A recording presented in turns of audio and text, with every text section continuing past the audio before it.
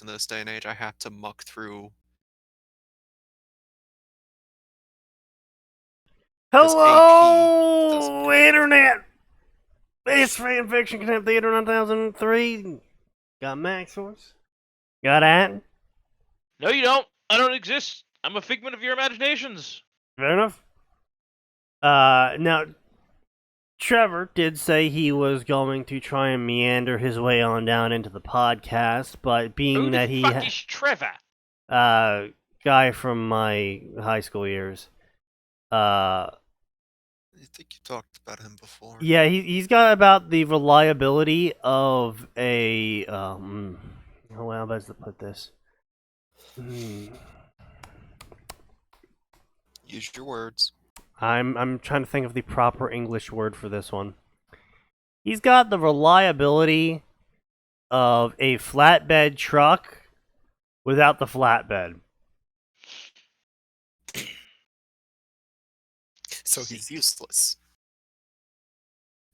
No, I didn't say he's useless. He's still a truck. Beep, beep, I'm a truck. Without the flatbed means that you've got half a truck, Sneaky.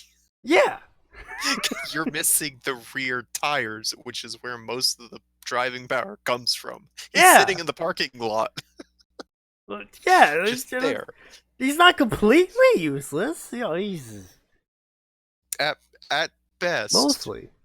At best, he makes a good place to bunk down for the night. I mean, this is the guy we're talking about, right? That I told him about my worm story, which, by the way, I actually finally finished chapter 0 of my worm story. I'm currently going through the editing throes of formatting. Not made easy by Google Docs. No, especially not because I'm posting it to Sufficient Velocity, Space Battles, and Questionable Questing. Oh. Yep. That makes it even... That fucks it up even more. So I was trying to, like, big brain, and I downloaded it as a rich text format, and again, because, you know, rich text format's super easy to copy into pretty much everything. And I copied it into the poster for Space Battles, and it just added 3 extra paragraph spacing between each line. And so I'm just sitting here like, oh, I gotta go fix this now for over 15k words. Good. Great. But anyway, so the premise is, you know, you have me in Brockton Bay from when I was, you know, 2011 me. So, very violent and brash. Also stupid. Well, yeah, but that part hasn't changed, so I can't really be like, oh, these are the differences. But yeah, I'm finally doing it. I know. It only took me a whole year. Thank you, depression and the logistics of having a job. What's next, Sneaky? You're gonna stop self-sabotaging? No. But to illustrate Trevor's uselessness, I contacted him at one point because he does things with people of classified nature, and I was like, "Yo, my dude, I am looking for chemicals or drugs or just, you know, neat sci-fi shit that deals with liquids or explosives or etc. Do you have anything from, like, games or real life that you could, you know, point me towards? Like, you know, and he's like, oh, what do you mean? I was like, oh, you know, like the stim pack from Fallout. Clear example, right? No. No, not closer to 2 years, Isley. I literally started the worm story in January of last year. So, literally a year. Yep. But, so I give him a very clear example of what I'm looking for, and he goes, oh, you know what would be cool? If you had, like, this chemical that like gave people Oh. immunity to diseases, and then Oh, it would you sent later me on snapshots of this. be Yeah. poison. He has a Snapchat? Yes. Oh, Yeah, it's a private snapshots. Snapchat. Yeah. He sent me snapshots. What is? Ugh. But I was like, wow, that's completely fucking useless. Not what I was looking for. I was looking for reference material, not original ideas. But yeah, it wasn't even like the original ideas were original. He's like, oh, what if you made a chemical that made things grow better? It's like, wow, fucking thanks, genius. Either way, let's get this show on the road, because Twitch is not going to be demonetizing us any harder than they already are. So just go. My only source of income now is the 3 people that decide to show up, and the 1 person that pays me money. Such is things in life. But that is neither here nor there. Don't worry, Stinky. One day, one of the 3 of us will win the lottery. Yeah, I know, right? And then the other 2 will just move in as leeches. And then die. You really expect Sneaky to share? Yes. Yeah, actually. Oh. Yeah. Are you not like? Have you like not paid attention to how many times whenever I've gotten like a big paycheck, I just start buying all my friends' games and shit? No. You've never sent me gifts. Oh well. that sucks for you, I guess. Fuck you then, you massive cunt. But I buy Max games all the time. It's been a while, but well, yeah, I he'll know just... that Max is like your sugar daddy or whatever. So. Oh, But what? What the fuck are you talking about? That's the not opposite. How that works at all. Yes, it is. I'm on the internet. I know how everything works. You know, just for that, we're gonna do a Halo Ruby crossover. As if I could be offended by those anymore. Discontinued. What, them being absolute trash. Discontinued, eh? See Chapter 9 Author's Note. Okay? Author's Note. I am discontinuing this story because I am going to rewrite this. While there are things I enjoyed writing this story, I hated a lot of things when writing this story. So I'm going to write this again, but this time better. Interesting. So, I guess we'll just remove that from the list then. Yes, here is their V2 version. Excellent. I always love the V2 version. God, it's even worse. How do you know? We haven't even read it yet. The title is Hyper Lethal Remnant. I see. So it's a Noble 6 self-insert. Yes. That's certainly a title. Reach is lost with one final push to survive. With one final push to survive the dead planet, Noble 6 uncovers a Forerunner structure underneath the glassed Reach. But then he'd be dead. If Reach was glassed, he would be dead. No, Halsey survived the glassing. Halsey is also A, bullshit, and B, was in an underground bunker. They started glassing Reach when Noble 6 was on the surface. Actually, they'd been glassing it for a considerably longer time than that. Okay, yes, but still, Halsey was in a bunker. When Halo Reach ended, Noble 6 was not. That's very true. Noble 6 was, in fact, not in a bunker. Noble 6 was, in fact, getting their shit stabbed by several Ultras. Yes. But it won't be easy. From one dead planet to one where humanity fights to survive. So all the planets?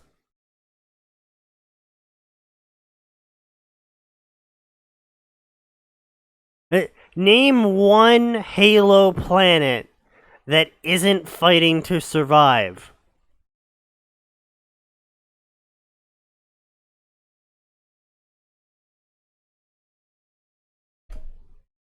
I wish There might have been a couple. I wish I had my aggro fucking notes? camera on right now, just so you could see my sheer. What the fuck? Noble Six can make choice. Continue to fight for humanity, or watch from the sidelines. What? No, What? wait, that's not a choice. Not for someone who's literally been indoctrinated since youth.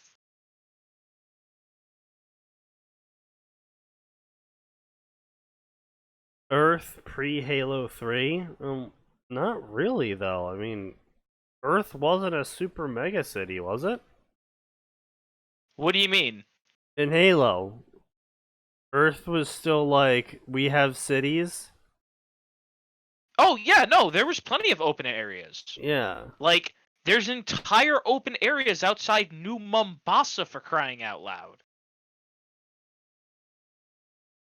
Like, yeah, Like, sure. it was open enough that it still had wildlife preserves. Nice. Rewrite a remnant of Noble. Good.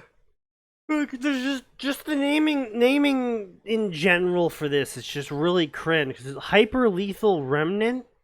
Eh. I mean, if you really want to do hyper lethal in a title, it's got to be something like, I don't know. I'm trying to think of a non-memey one. It's really hard for me to not think of a non-memey one. Or it's getting really hard to think of a non-meme. Yes.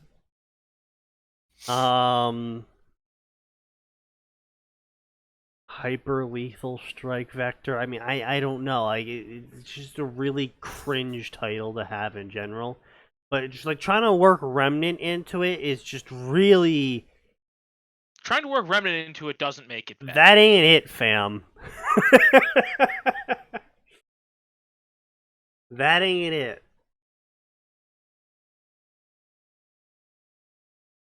This is Pillar of Autumn. We are away. The package is with us. Noble 6 watched as the final ship left on planet Reach escaped through the clouds, the supporting thrusters on its hull falling to the ground. Humanity's final defensive bastion against the Covenant had taken 38 days, 14 hours, and 27 minutes to fall to their relentless genocidal campaign. The Spartan withdrew the DMR sitting on her back and settled the rifle in her hands. Sitting in their hands, Sneaky. As opposed to what? Throwing the gun? Yeeting it. Yeeting it off their back. Activating miniature thrusters. Just fucking launch it off their back. Activating emergency weapon deployment system. Foop. Let's see. This blah, blah, blah. Glancing back over her shoulder, the barrel of the Mac at Shipbreak Yard entered her vision. Below her, positioning on small platform, Covenant forces roared, squeaked, and chattered, challenging Spartan. She responded with a singular, blindly fired round to a plasma grenade. Wait, what? Ah, yes, Max. Don't you two also singularly fire a single round blindly at a specific point on a target far away? I mean, if I've given up and I'm just randomly throwing shit, sure.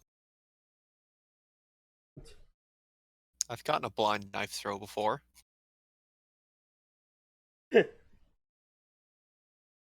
That just reminds me of the shit of like back in was it Call of Duty Black Ops 2 with a throwing knife, where sometimes the last kill on the map would be some guy who's just like throwing, they spawn and they just throw the knife in the air, and you just watch this knife arc through the air fucking kill someone, and you're just like, yep.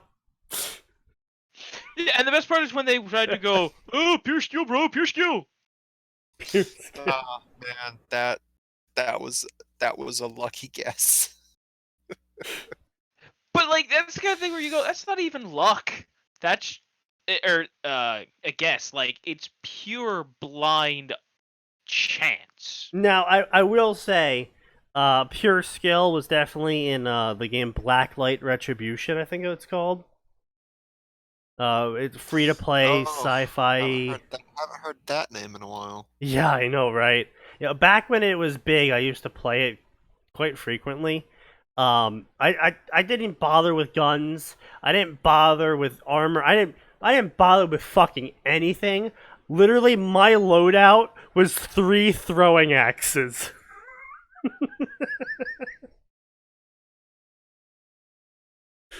It's the most fucking broken shit ever.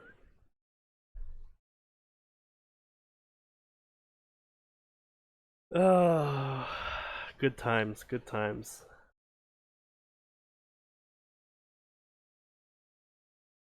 Anyway, and you think they meant steadying? No, they specifically meant to say that their self-insert OC Spartan is just so good at shooting a gun that they don't even need to look at a 100-yard shot. They can just blindly just fire their gun, and it instantly hits something they didn't even know was there. The resulting explosion set off all the other grenades, wiping out all the Covenant. No. With Elite stumbling and struggling, Noble 6 took stock of her situation. 2 magazines for her DMR in total. The reserve magazine at half capacity at best. Her Magumanon was also low, with its final clip already inside the weapon.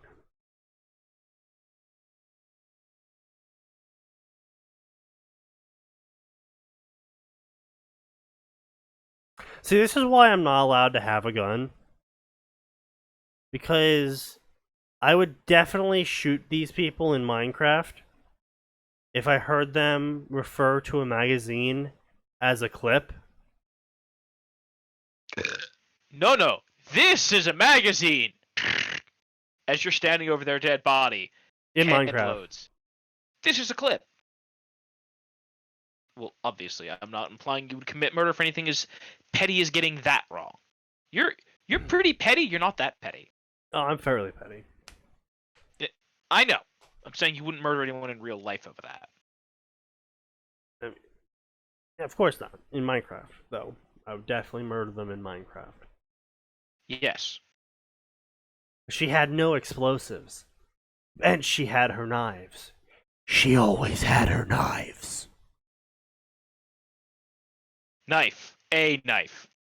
Knives. Multiple knives. She carried multiple knives. 1 on each hip, 1 on each arm, 1 on each boob.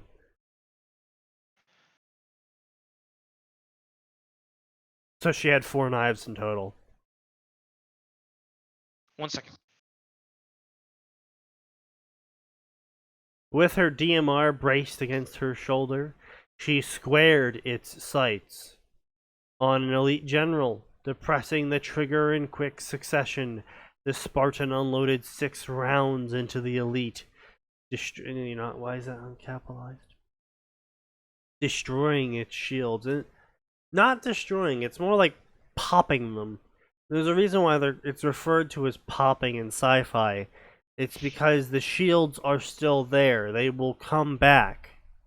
They aren't destroyed. The Spartan rolled to the side, dodging a return shot from its fuel rod. Ah, yes. Just simply dodged the I would say explosive. you don't actually need to dodge fuel rods from close range. And silenced it with another round through its shieldless head. Because it likely won't arm. Hmm. Because remember, fuel rods were originally created as a way to increase grunt combat effectiveness, and as such, the actual round will not arm until it is several yards away from the actual weapon. Because grunts are stupid. Grunts are stupid. Anyway. So, blah, blah, blah, blah, guns, firing her guns. She runs off of the platform firing her guns, and more people die. And, then she... yeah, she pops a shield. Wow. Like, this author's all over the place with their, jargon, I guess you could call it. Like, sometimes they're calling magazines, and sometimes they're saying clip, and sometimes they're popping shields, and sometimes they're destroying shields. Blah blah Just guns. be consistent with your jargon. And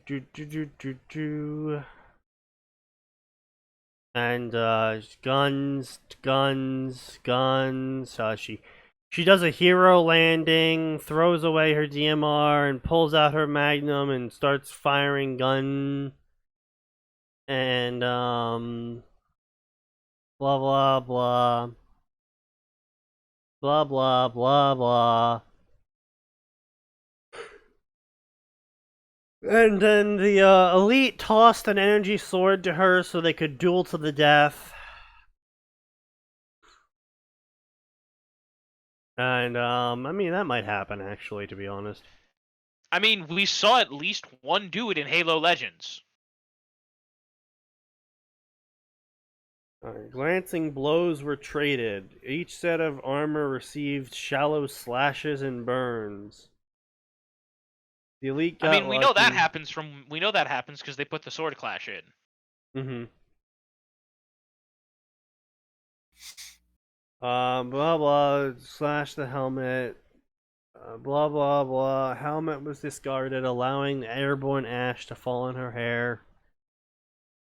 Impressive demon, you have a familiar style. Leave before I change my mind.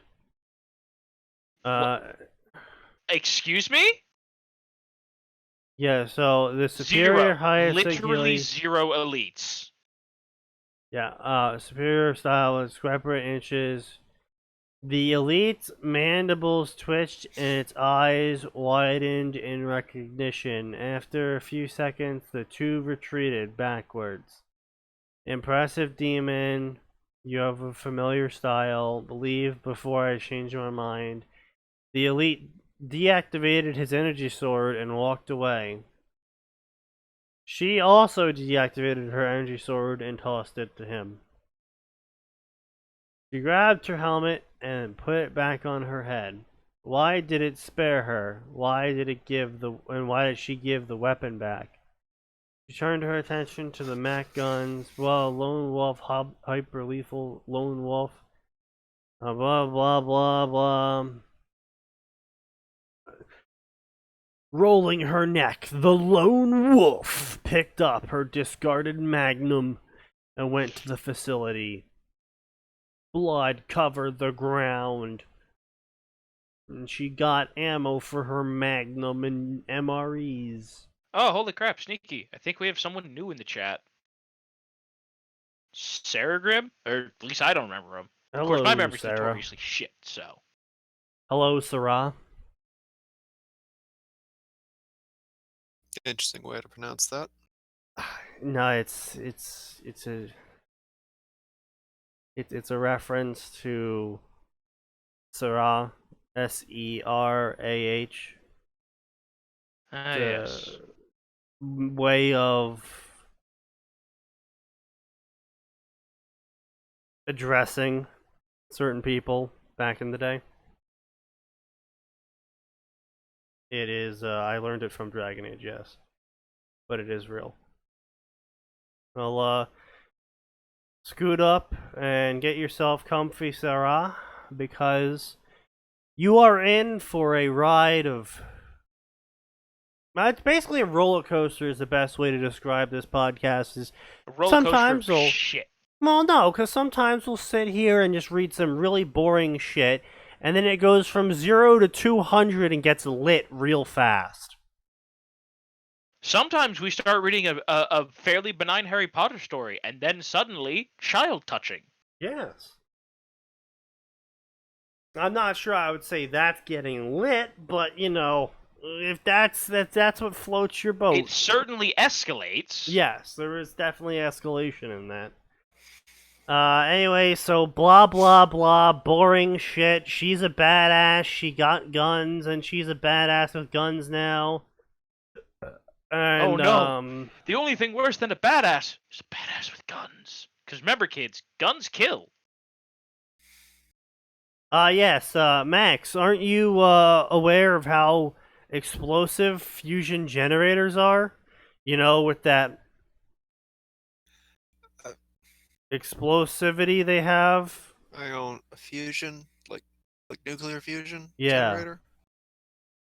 I thought fusion generators were the ones that don't nuke everything in a 10-mile radius. Well, when a fusion generator fails, the magnetic stream fails, which causes the plasma to stop being plasma, which renders it into inert gases. So, Max, it's whichever one isn't in a Zaku. Jeez. Oh, that's horrible. Am I wrong? No, you're not. Oh.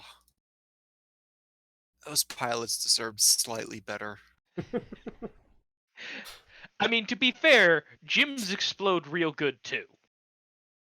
But yeah, so she just totally rigged a fusion generator to explode. Yep, makes sense. That's like the Hollywood tier of shooting not even like a gas barrel or something. By the way, I want to point out, Hollywood could solve lots of complaints about random explosions if just every time anything randomly exploded, it was a red barrel. No gamer would ever question it. Just, oh yeah, red barrel, it explodes. No, I'm just saying, like, it's not even like you shooting an explosive barrel. Like, this is the level of shooting, like, a gas can that you would use to fill your tractor up, and it just exploding.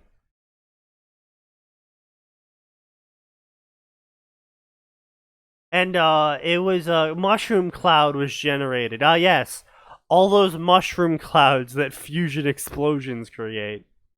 Well, I mean, you do know that technically any explosion can generate a mushroom cloud, right? Yeah, I know. But fusion explosions especially don't. Because they don't happen.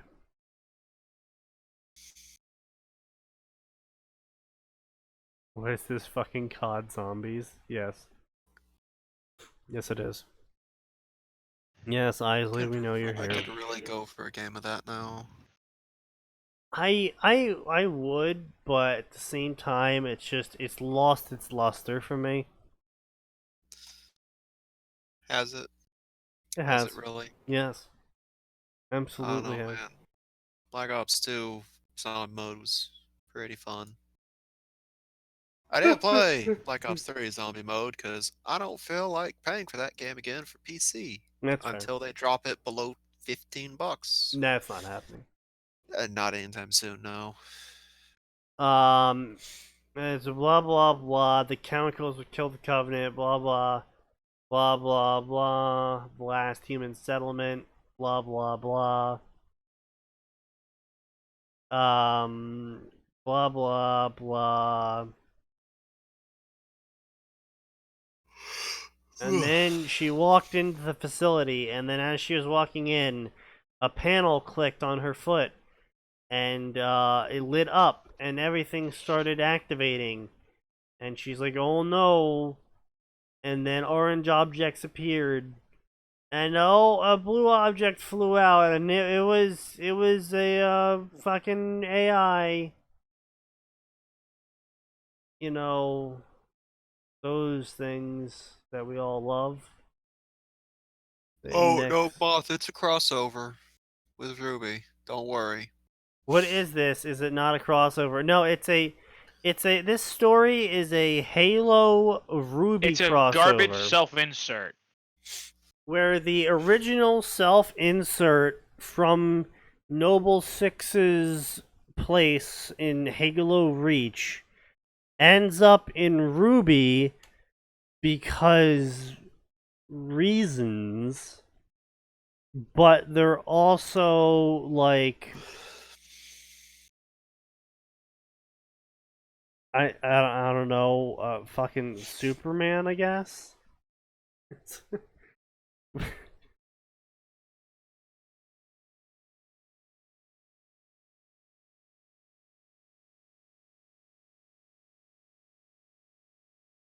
Yeah, yeah. Double six, yeah. Checks out, yeah. Anyway, so one of the annoying robot pricks pops down and is like, "Yo, I am Vengeance Solitude, monitor of the facility. Are you a smart AI? Yeah, I guess you could call me that. Only reclaimers may enter this facility. Protocol 56 activating."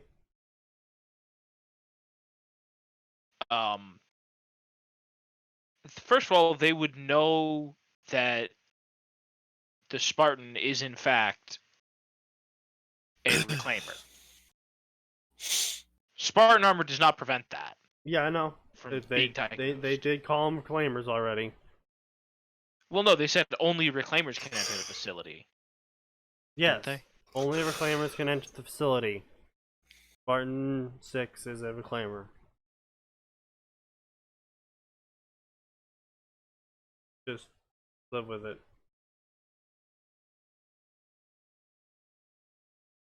What's this facility for? This facility exists to do things.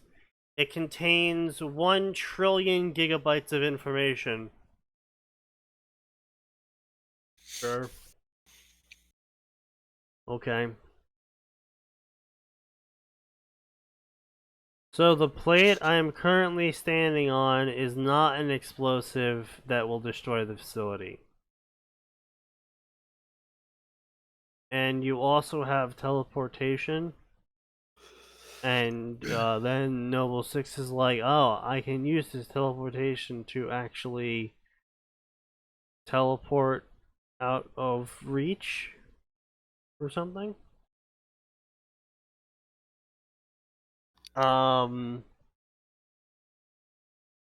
What's Protocol 36119? It dictates I must do everything in my power to aid and protect you. That? No. They didn't have protocols for that. Their protocols were protect their facilities at literally all costs for when the actual literal Forerunners came back someday. Or something, the Forerunners and humanity, something, 343 Industries, something, I don't pay attention to that lore. Something. No. Remember, the quote-unquote, the new lore was like, yeah, so humans weren't actually, Forerunners. The Forerunners were just like, shit, these are the only people who've ever gone toe-to-toe with us. I guess we'll add them to the list, because someday they'll leave the Stone Age we nuked them back to. Indeed. And, blah blah, yeah, we're gonna take apart your, Mjolnir armor and upgrade it to Stage 3 combat skin. Yours is currently 1.5. Step onto this platform. Blah blah blah. She could surrender her problems, but her armor was different.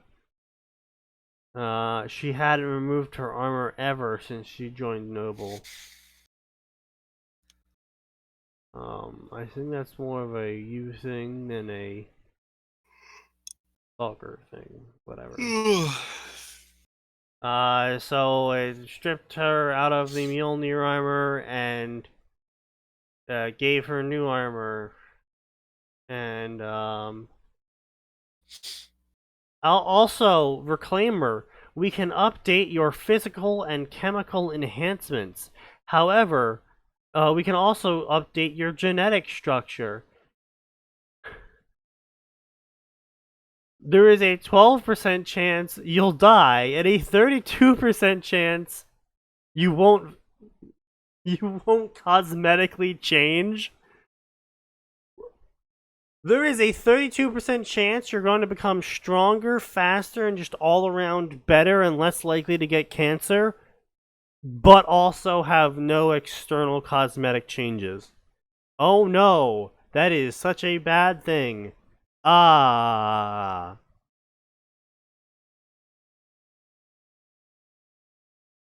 Actually, let's since we got a time skip here where Noble Six is like, yeah, just give me all the powers, Famalam.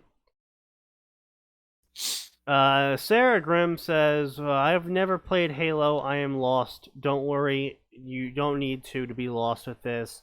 It basically, this story is just using Halo as a, tarp to cover up the fact that they wanted to make a generic, overpowered self-insert so they could go into Ruby and save the day and be the hero and everyone will like them. And so they're going to use the excuse that they're a Spartan from Halo as to why they can do all of it. What other fandoms do we cover? Pretty much anything that's mainstay. Harry Potter is another one. Bleach, D times D. A fair amount of them are animes because that's really where the fandoms are big in. It's easiest to do self-inserts there. Well, yeah, it's two, I guess. Because we could also cover Twilight, but I'll just shit on Twilight the whole time and not the actual story. There's not too many popular books these days. Like even the Wheel of Time and any Brandon Sanderson series in general, really it's a very small fan fiction following, all things considered. Well, I would just say Wheel of Time makes sense because Wheel of Time is much older. Mm-hmm. Well, I mean, the first fan fiction ever published in the public, as far as modern fan fiction goes, was a Star Trek fanfic. Well, of course it was.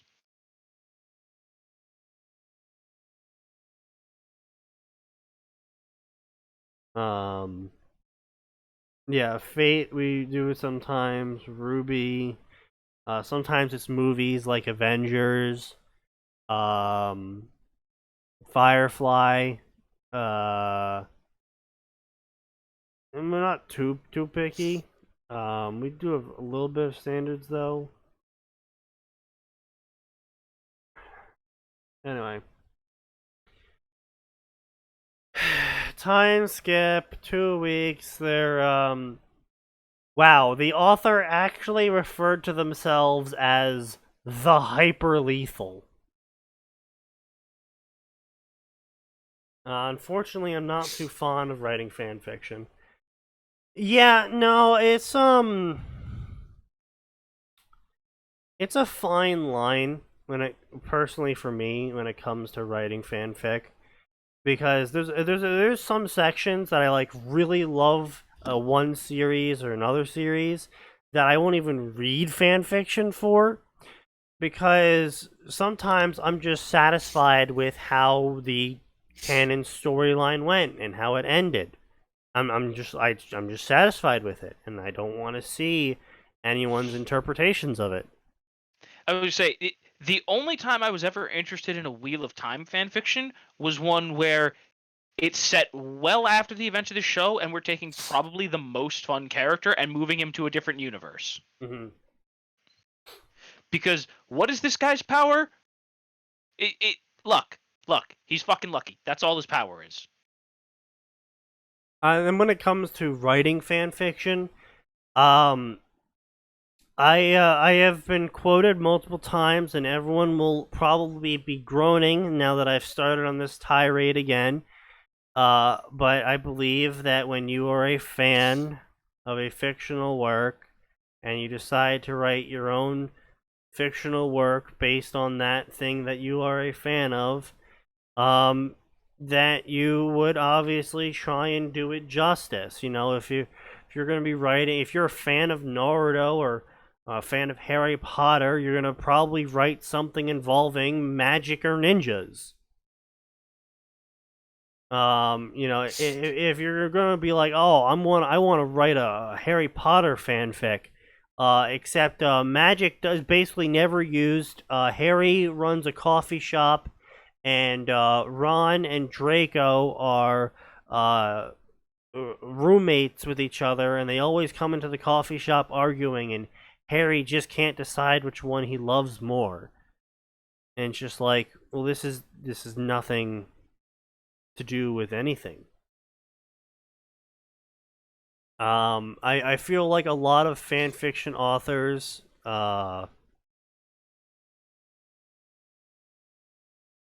they try to tell a 10-minute story over the span of 7 hours. I guess is the best way to put it. I feel like there's a lot of stories out there that I see that would be better just as one shots. Just, I had this cool idea, I don't really know what to do with it, but here's this cool idea, guys, and I'd be able to sit there and be like, yeah, that was a cool idea. But then you get into some of the stories we cover on this podcast, and it's just like, holy shit, you made 300k words out of literally nothing, and canon never changed, and you've literally changed nothing beyond the fact that you just rewrote canon, but worse.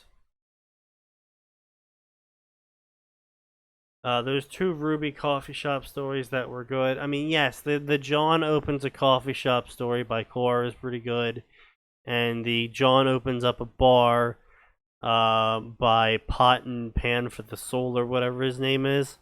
It was also very good, but that still was in the Rubyverse. It still had the Rubyverse plot going on in the background. In fact, that was actually a relevant point of this coffee shop fanfic from those 2 authors, is that even though John was running a coffee shop, the whole big bad plan to destroy the city was still ongoing.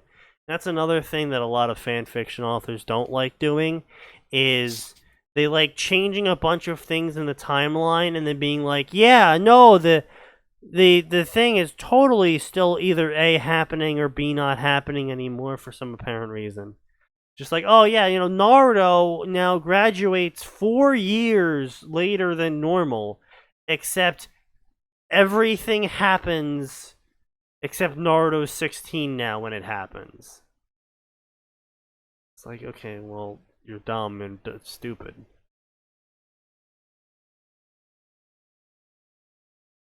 But anything to add, you two? You're just gonna snuffle in the background. You generally do a pretty good job of getting across our points. Yeah, pretty much. Anyway, so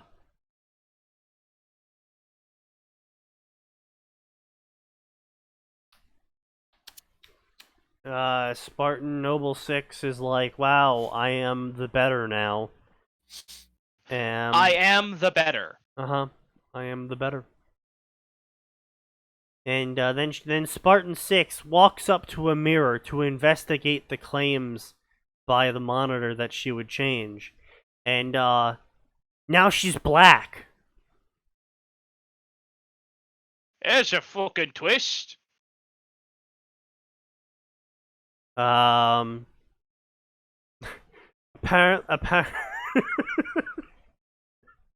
I'm not gonna say it. I'm not gonna say it. Her hair was the same. She now had purple blood hair. but it didn't drown out the blonde. I'm sorry. Did you say purple blood hair? Yes, purple blood hair.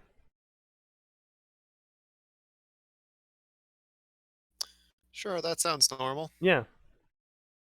And, You may wish to consult literally any physician. and anyway, blah, blah, blah. The Spartans, electric blue eyes, now were coated in gold. What the fuck? Can we ask this person to stop using the Code Vein character creator? It's an anime fucking character creator right there. And, then Spartan 6 picked up the DMR, and it weighed 1/4 less than it did previously. Not how that works. And, Dude, basically listen, the just entire because thing... you get stronger doesn't mean things magically weigh less. And the gun was basically stripped bare. It doesn't have a scope anymore. It was turned into a box. The ammunition counter was ripped off. The foresight was ripped off. Boy, this just sounded like a pretty shit DMR. Yeah, I know, right?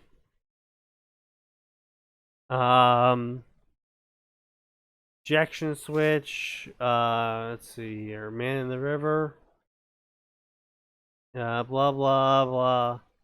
The Magnum was lighter now, and it was now roundier. Oh, I guess it's upgrading all her guns or something. I don't know. Upgrading them by removing critical features. I took the scope off your DMR. But why? Unless that comes with a cybernetic enhancement for your eye or something, or your HUD, that's a weird thing to take off. But it was already linked to HUDs is the problem. Oh yeah, but now there's more space for something else. Look, there's a tack light on it now for some reason. I put a bayonet on it.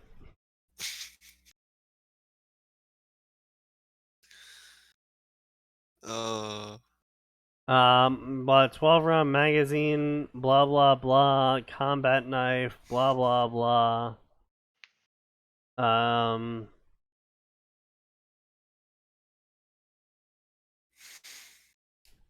Blah blah. I see you're up. Emil's kukri, his trademark knife, was now polished and better than ever, and sharpened and stuff too. And the monitor comes around, and he's like, "Oh, you're awake, Reclaimer." And it's blah blah. Your physiology is proving an enigma, Reclaimer. Your original enhancements were never formed properly.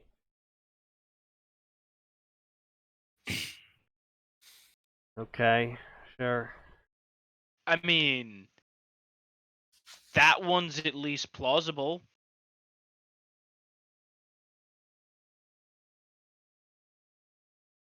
We know there were kids for which the enhancements didn't take. Yes. Why upgrade comparatively primitive weapons instead of creating new ones? Oh, because of the memes, the...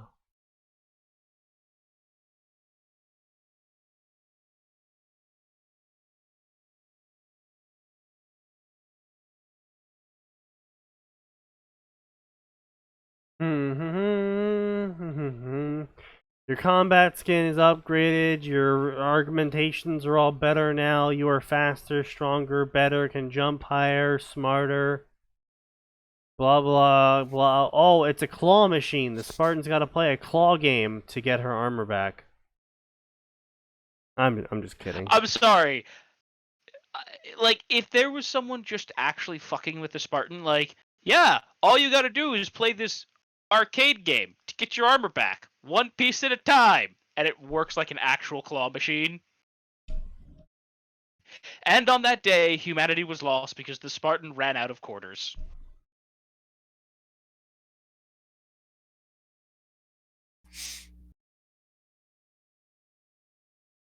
But anyway, the Spartan now had a pocket dimension containing all of the guns ever, with ammo for it. That's not gonna backfire. And blah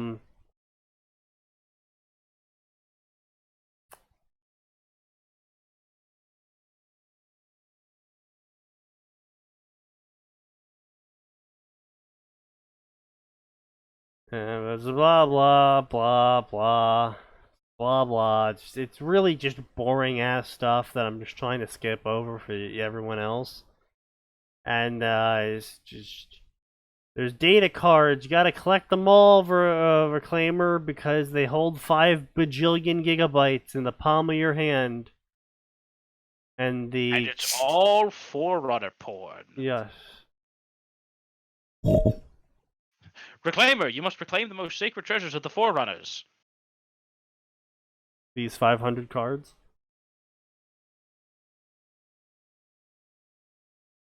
Besides returning to Capital, the office.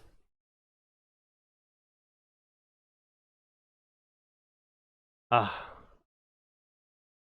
hyper-lethal Spartan had no intention of being Oni's Grim Reaper ever again.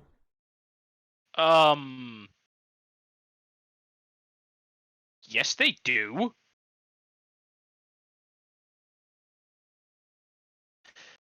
Like, here's the problem, right? I can understand people like the Chief shaking off after years of working for Oni and the UNSC. I can understand after years shaking off the indoctrination he's had since he was 8. After he's ended the single greatest threat to humanity. But, like, a Spartan 3? In the middle of the Covenant War? No!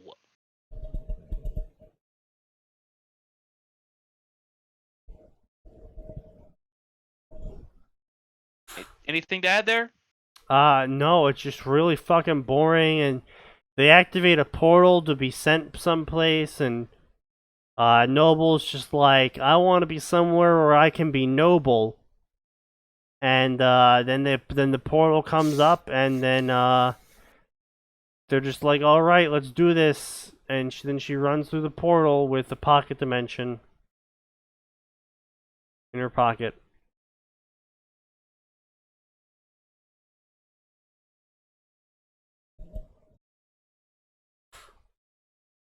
And yeah, so they just go through a portal, and now they're in Remnant.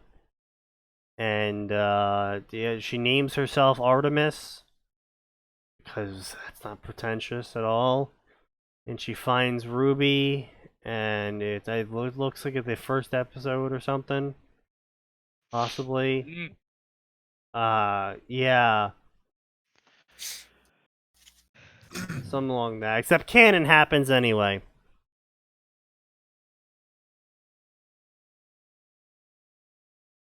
I mean, really, if a whole race was wiped out, wouldn't the main thing you do is salvage? Okay, yeah, fine.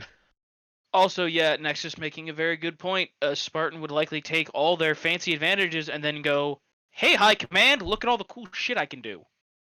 It's true. That's true. That's why you need a strong inheritor to the throne to prevent the theologians from seizing power.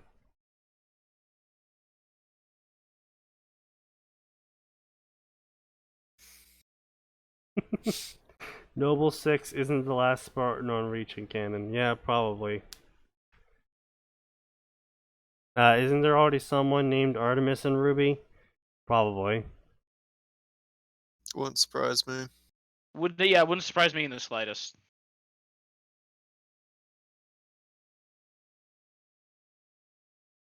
And the Spartan is utterly unsurprised by the fact that all the humans have personal shielding devices.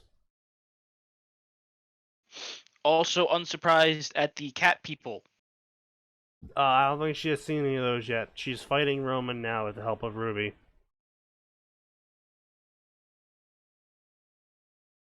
But yeah, that was Hyper Lethal Remnant.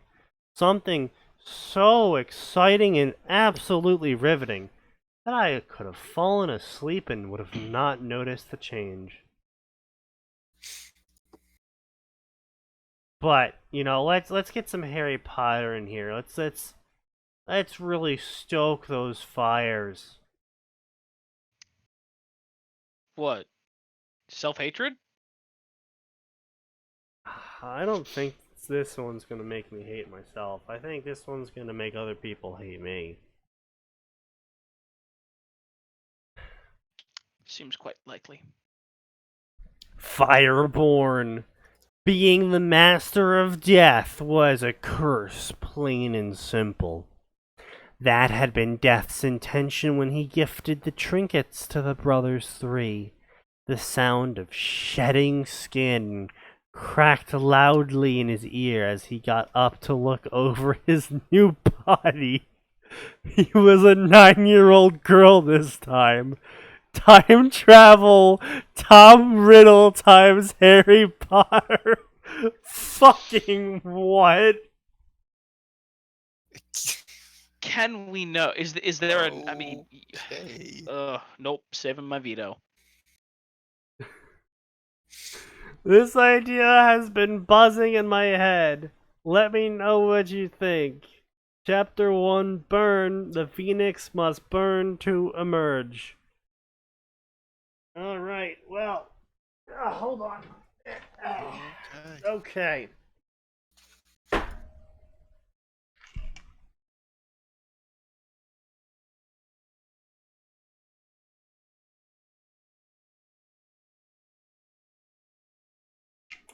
That should be good. Okay, I got about half a cup of vodka here. Oh, let's do this. Of course you do. What? You think I'm gonna do this fucking sober? Woo! Fucking hell, that kicks like paint thinner. I don't even know what that tastes like. Look, I put a lot of things into my mouth when I was a kid.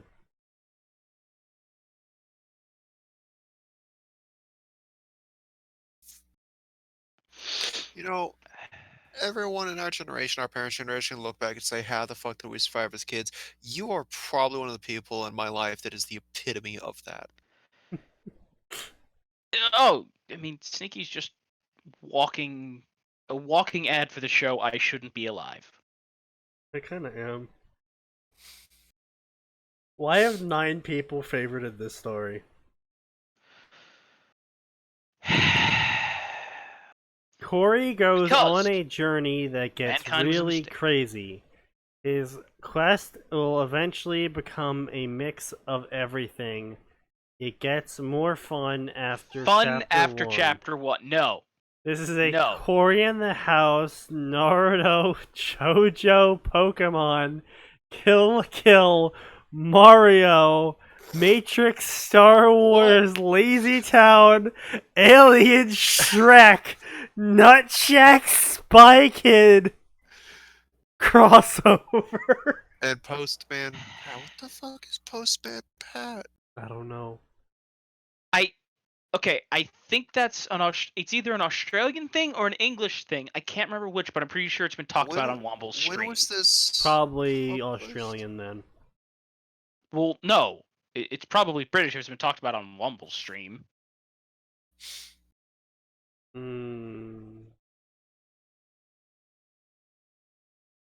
Yeah, that's a fair point. Corey has left the White House in pursuit of football and his father's ban on anime. He had planned to travel far into the depths of his friend house. Okay, hold on a minute. in this fictional theoretical universe, he is the president. Literally, no one can stop him from watching anime.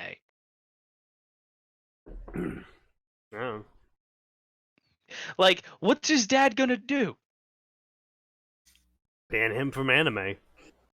Also, I know he wasn't actually the president in the show. His dad was just a chef.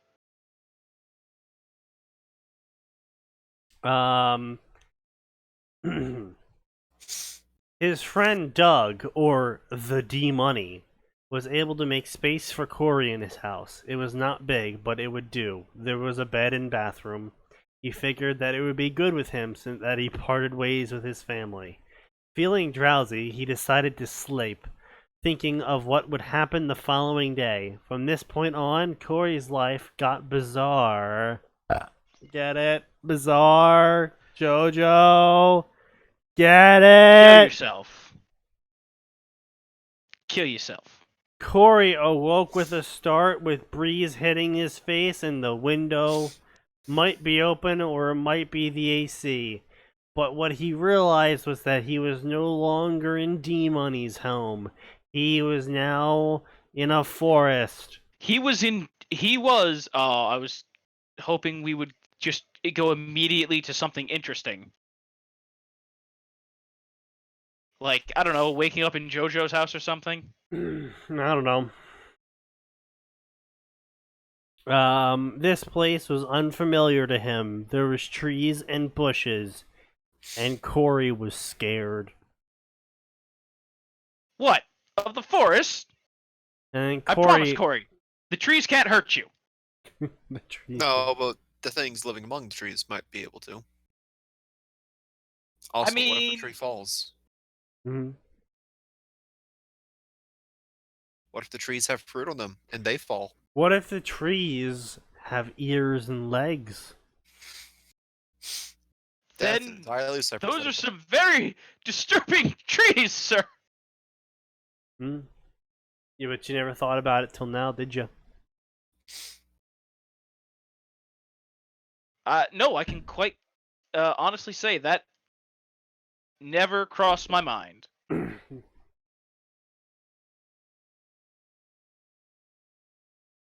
What if the tree is secretly made of more combustible trees? Probably nothing. If the tree is in fact made of more combustible trees, then you know what it is? Fun.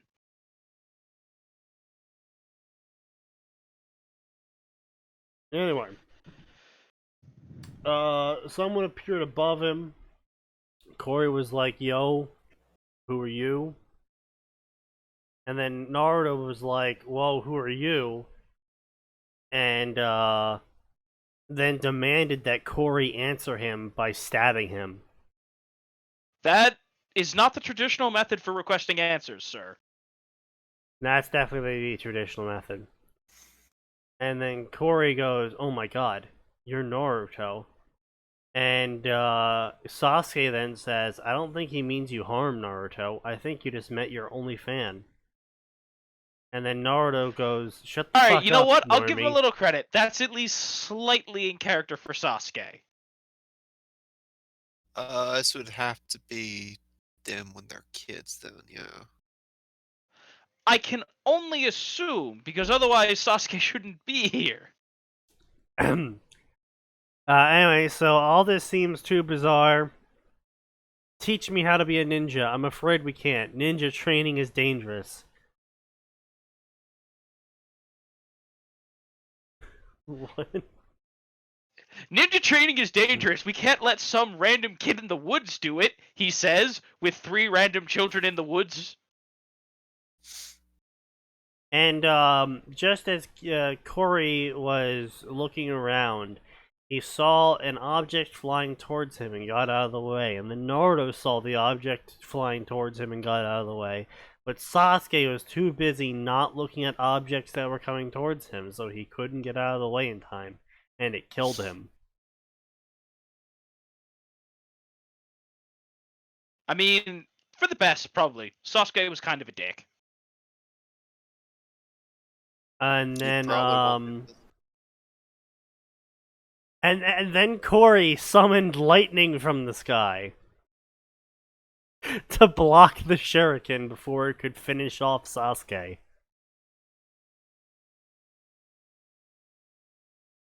And Naruto is like, bitch, you lying to us. You from a ninja clan. What ninja clan are you from? D&D. TNT.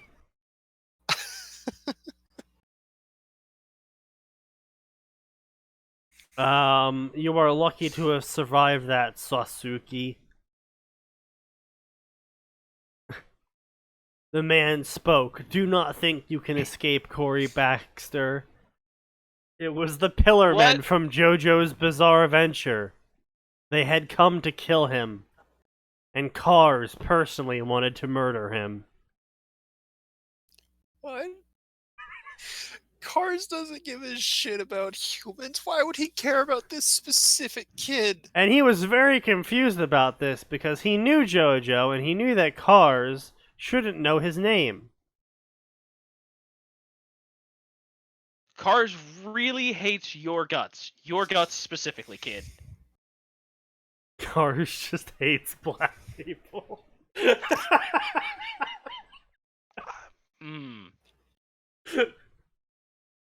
I don't think that's the angle they were going for, but okay.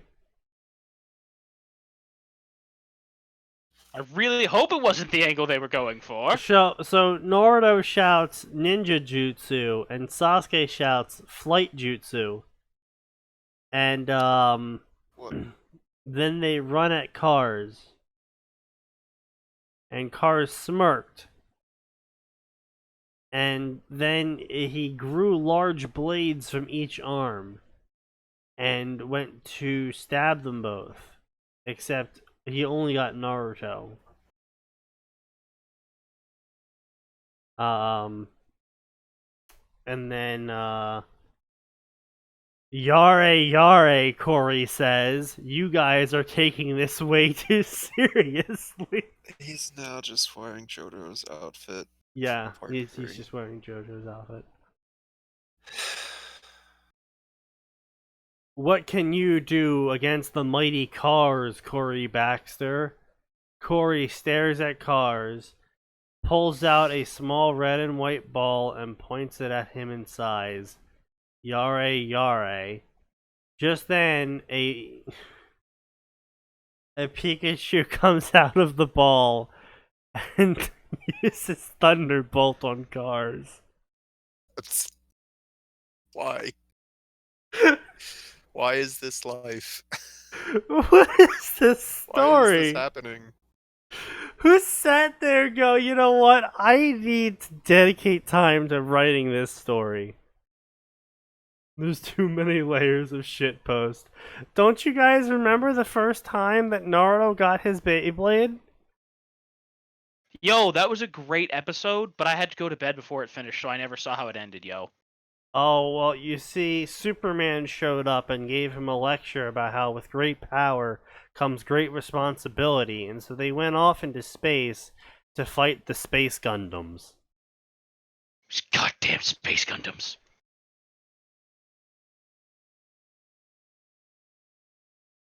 Reminder that in Beyblade, Moses parted the Red Sea with a Beyblade, yes. Let it rip! Just creates a riptide instead of parting the sea. Oh shit, no!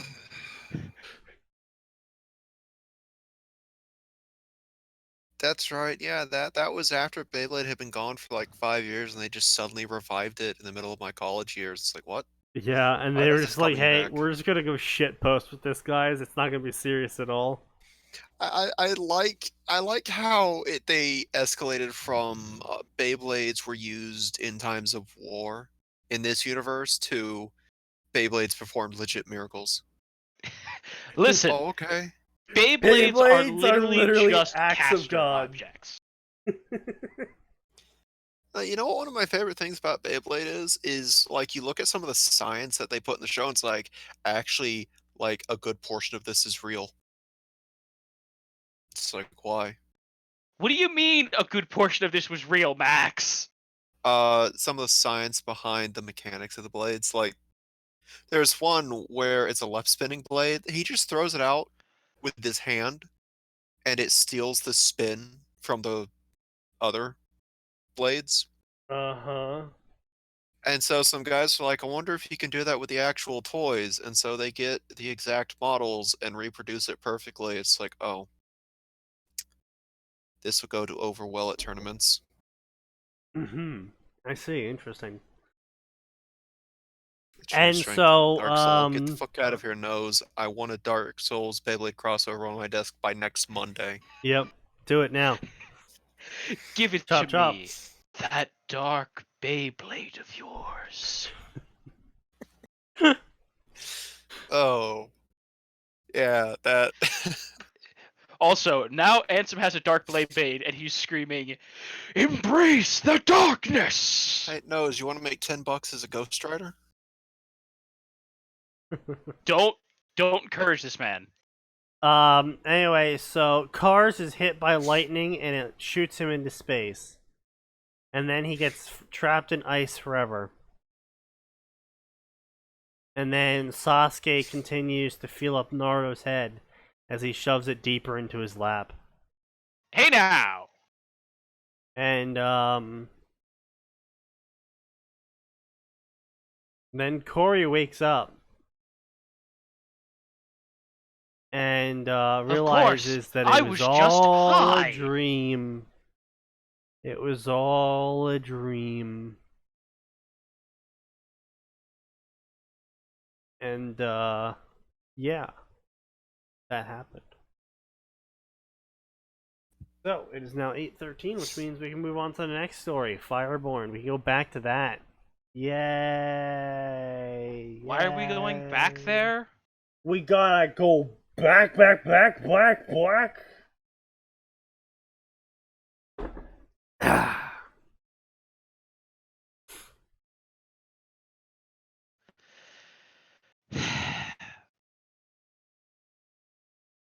Hold on.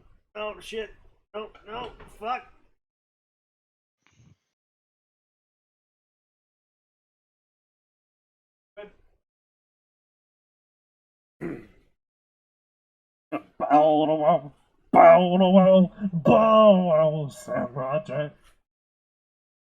Sneaky needs his mandatory Cletty fix. That is so wrong. I'm almost tempted to drive down to Texas to beat your mothy ass in Minecraft. What is a mothy ass? I have to. Oh, well, you see, when you poke the moth ass, it has these two little streamers that come out of it. What?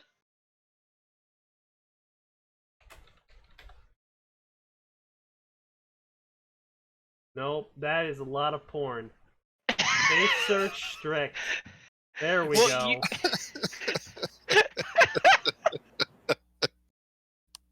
Watch a moth suck tears out of What?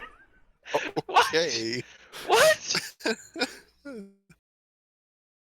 He's putting a finger. What are these results? Oh, God! What the fuck? What the fuck? Literally drinks your tears.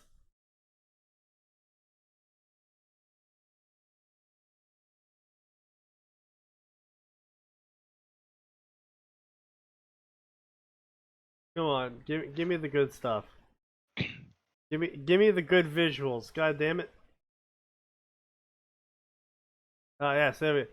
Yes, so the moth pokes the bird in the eye, and then proceeds to digest the tears created from poking the bird in the eye.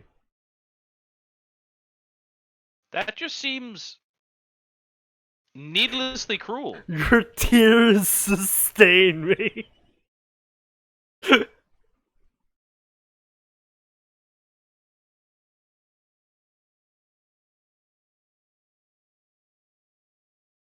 Okay, you know, I'm gonna remove the word ass from this.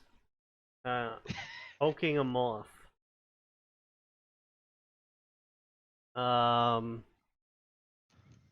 Why?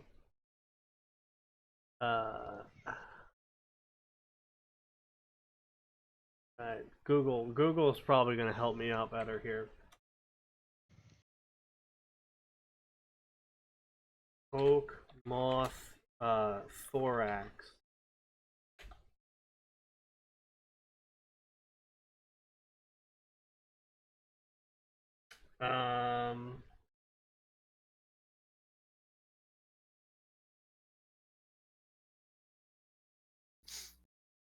The that one looks like a chicken.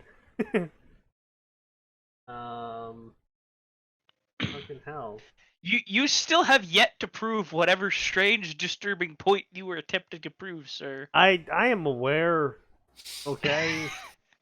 Why is Link here?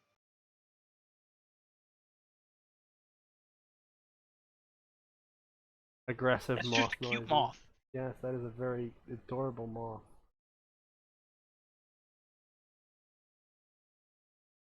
That's a very fluffy moth. That looks like I'll be honest. The moth- Venezuelan poodle moth looks like a Moth has Pokemon. linked it in the Discord. Oh, moth hat. Also, I'll just leave you guys with that GIF of a adorable moth. Yes. Yes, you poke the ass of the moth and tentacles come out. That's what comes out? Yeah, well, certain moths, yes. Jesus Christ, what the fuck? What is this Cthulhu beast? Yeah, you just ever poke a guy's ass and tentacles just start pouring out? Let me tell you how quickly you would be laid. In Japan.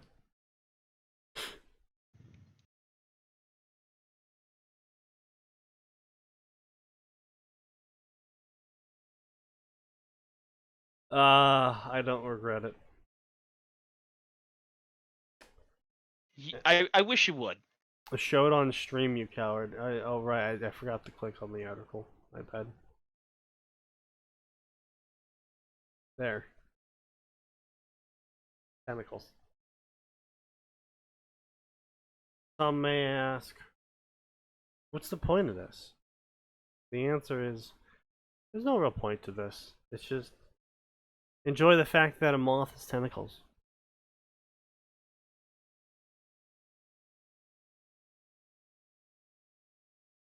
But, yes.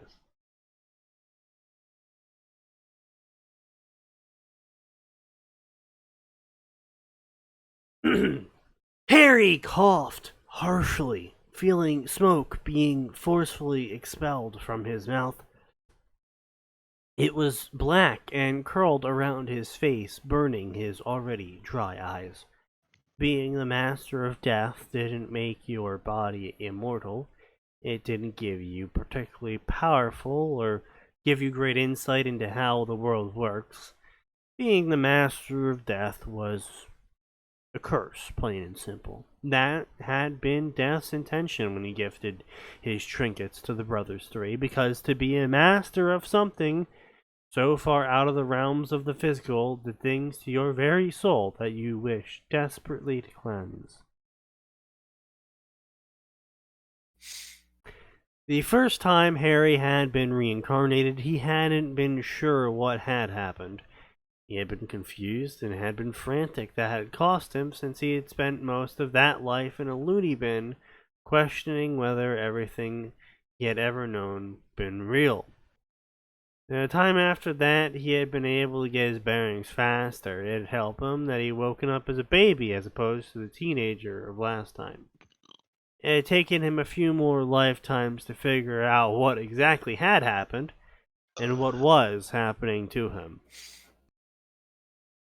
Being the master of death meant a lot of things, but it didn't protect you from dying when your body gave out or when it was killed.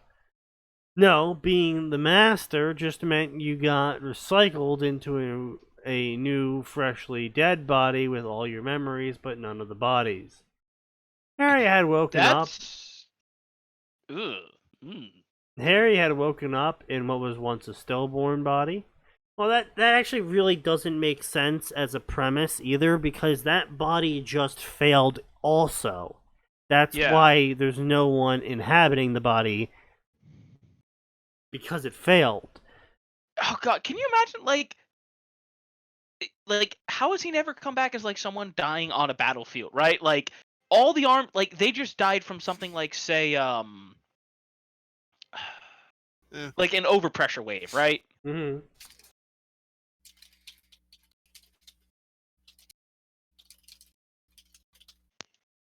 How they'll not die to that? I could answer you. Don't know.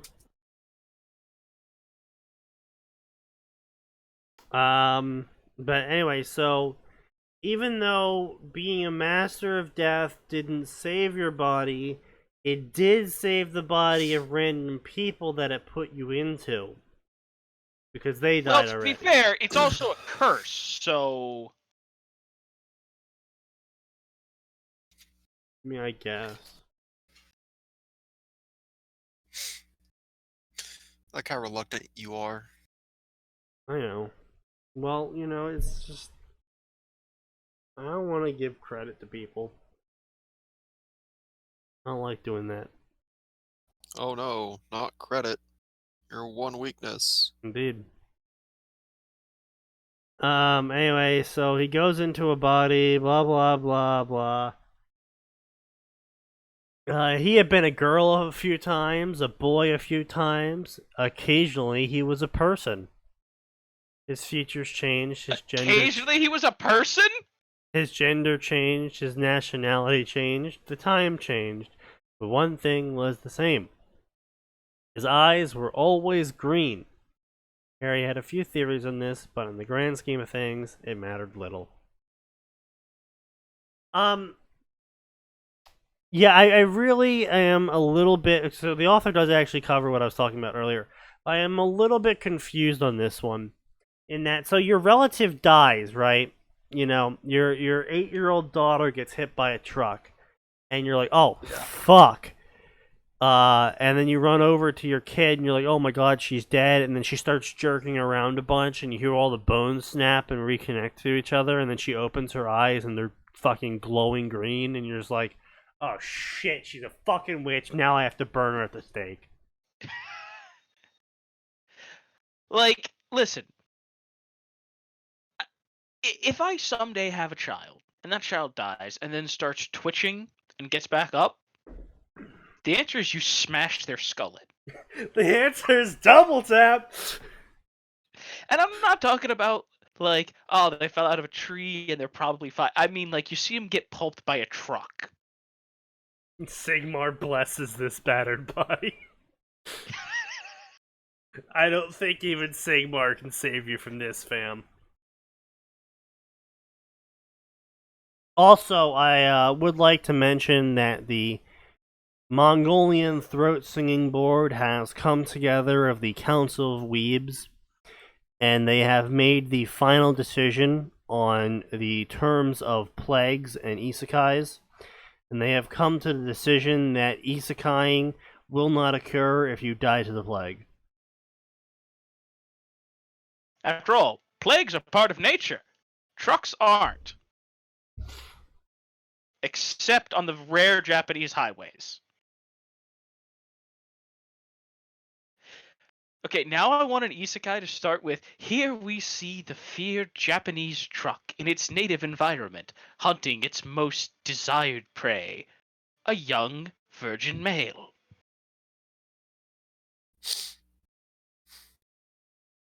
No? Nothing? Fuck No. you. I'm funny. Anyway, so, whenever he entered a person's body, depending on how they died, sometimes it would be very painful. The surge of power that came from his soul entering the body always managed to fix up whatever caused them to pass. But Harry still felt every moment of it. As he expelled more smoke, Harry tried to force himself to move, to do something, but his new body felt tight and unyielding. He heard a faint crackle of skin and knew that this body had most likely been burnt to death. It would take a long time for it to be usable, and Harry wheezed as he tried to ignore the pain. He only got this regenerative healing session once, when he first enters a body. After that, Harry knew he was on his own. He had died of starvation enough to know that it was not pleasant. In fact, dying in of itself was very unpleasant. No. No. Dying is unpleasant. Fanfiction writer 2020.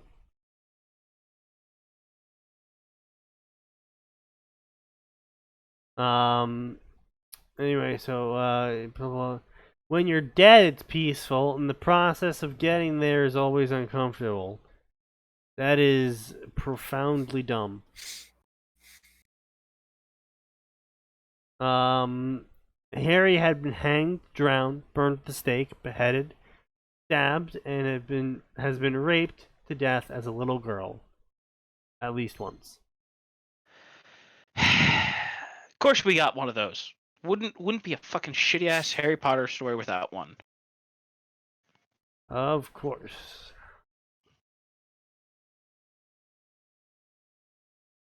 You never know. Anyway, so Harry really likes dying apparently. Because Harry died often. And he felt like he died often because everyone else knew that he needs to die, so they all like just randomly snapped and tried to kill him.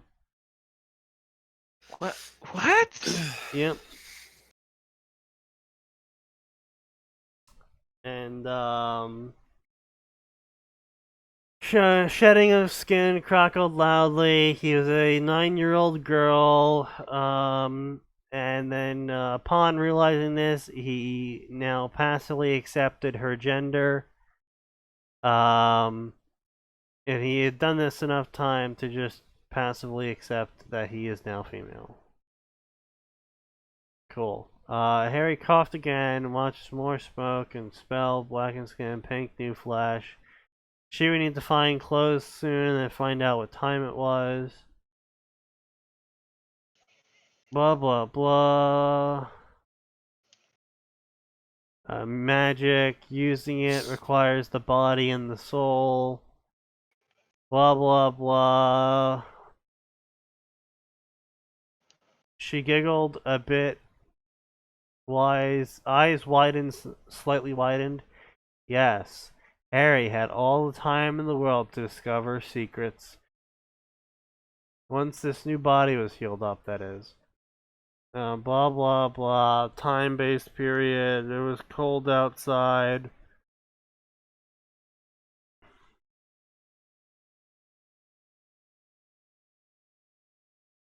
Blah blah blah. Girls always in danger. Blah blah. Orphanage. Blah blah. Voldemort. Blah blah blah. Blah blah blah blah blah blah. Orphanage. Master would beat her. Blah blah blah blah blah blah blah. Edgy, edgy, edgy.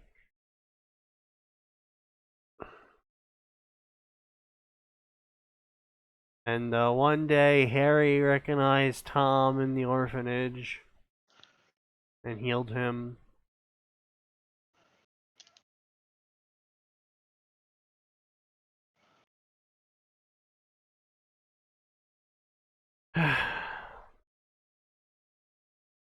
Blah blah blah blah blah. Harry threw caution to the wind and decided he was going to make friends with Tom Riddle and blah blah books, fairy tales, blah blah magic, blah blah.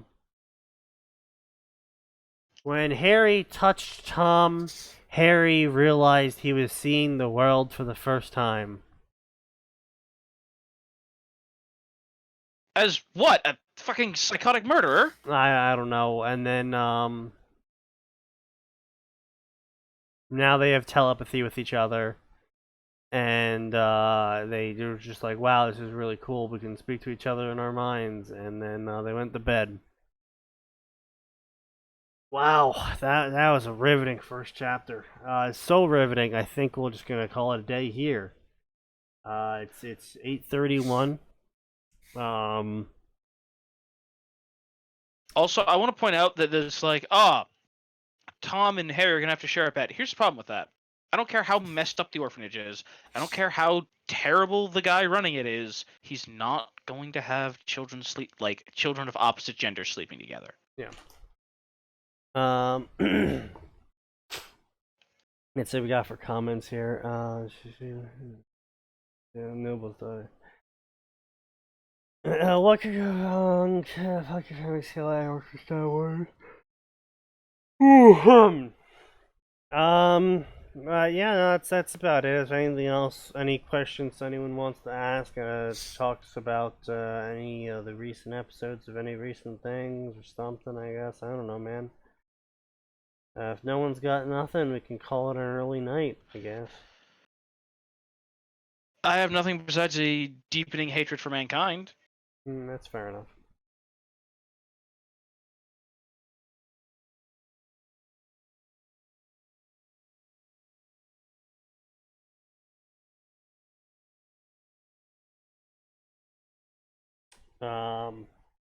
Ruby. What about Ruby?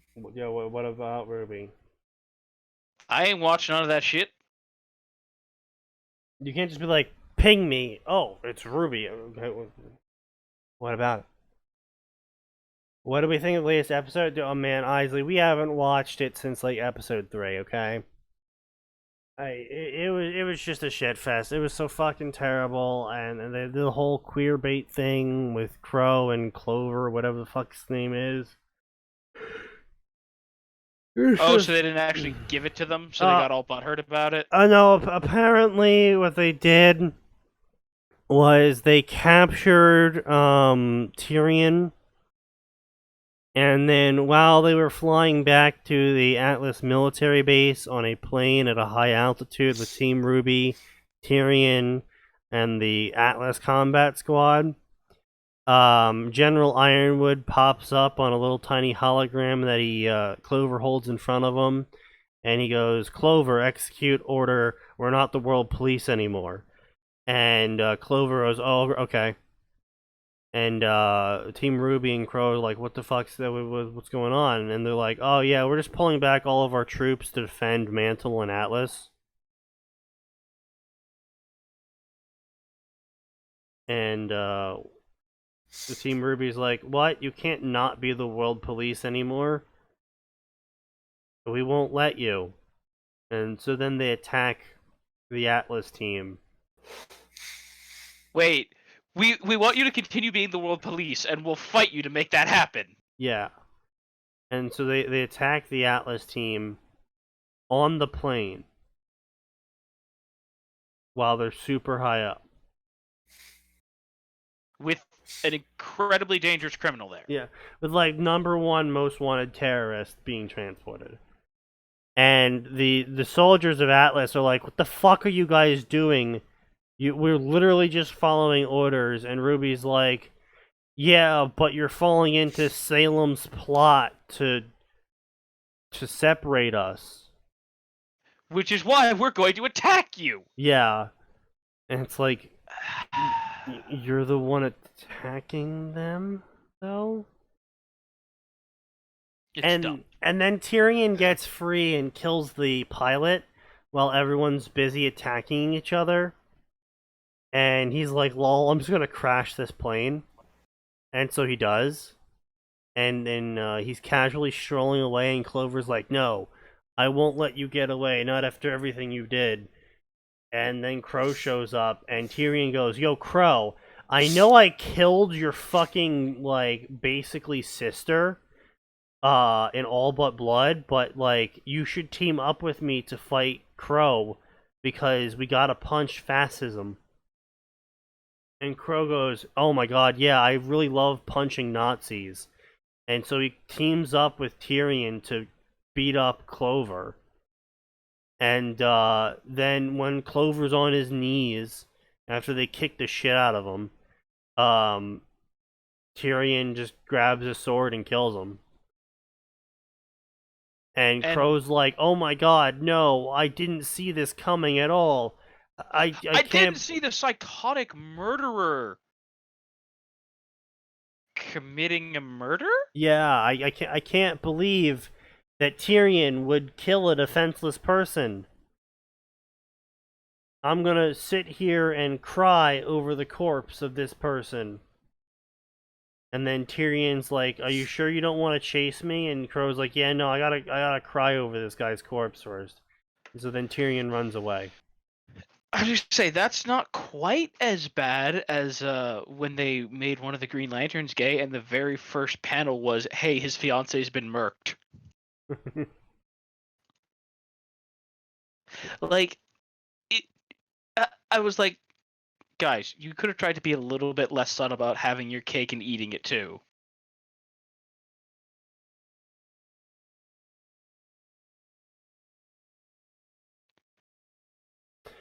But yeah, that's the current status of Ruby.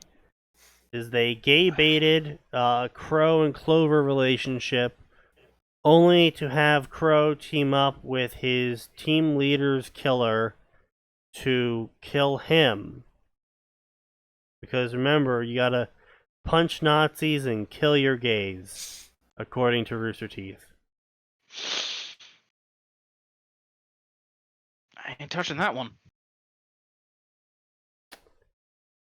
But yeah. What? Anything else, Isley? Or are you done?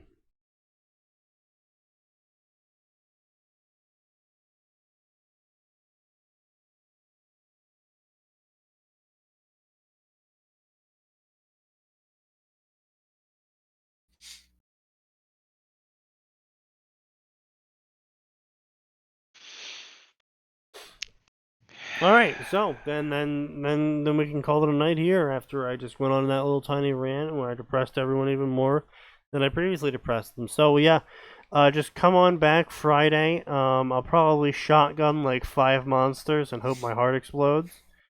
So you all get that live on air, and